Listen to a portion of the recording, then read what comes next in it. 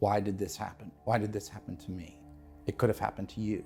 Scott Brogan came home for lunch one afternoon, took a short nap, and ended up like this, beaten to a bloody pulp by a random intruder who made his way in. I remember the face, I remember the eyes, and I can remember me screaming. This was not a breaking and entering. This was not to steal something. This was to murder somebody. Police arrested Heriberto Cervantes and also charged him with assaulting another random stranger earlier the same day. In both cases, a judge released Cervantes on bond and ordered him to wear an ankle monitor. He's not alone.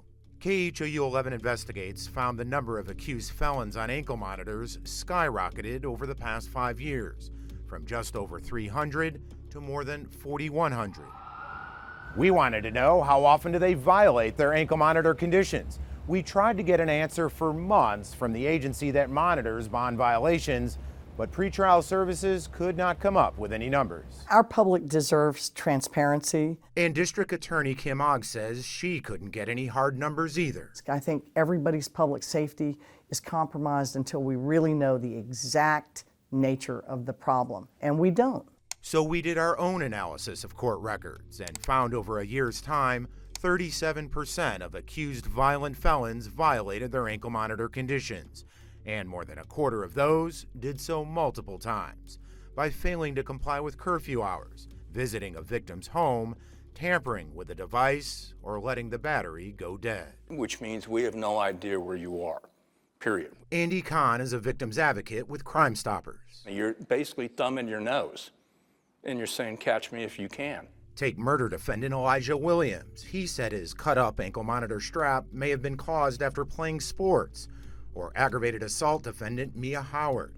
She said she fell asleep at a Christmas party and her friend cut the device off as a joke.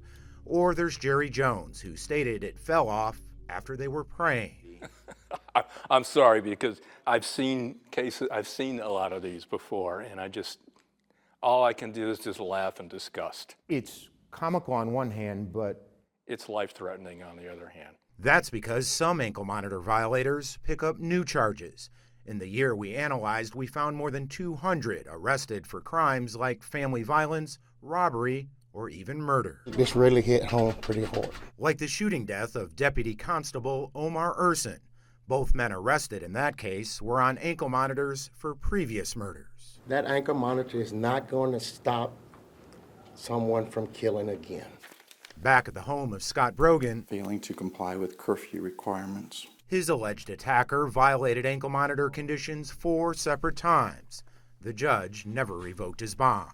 And he's out there, and he's still out there. And the kicker, he's preparing an insanity defense. When somebody tells you they're crazy and you don't do anything about it, that should terrify every single person in this city.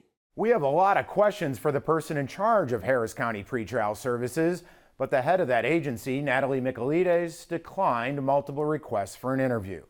Tomorrow night at 10, we break down which judges failed to issue arrest warrants for ankle monitor violators the most. Back to you.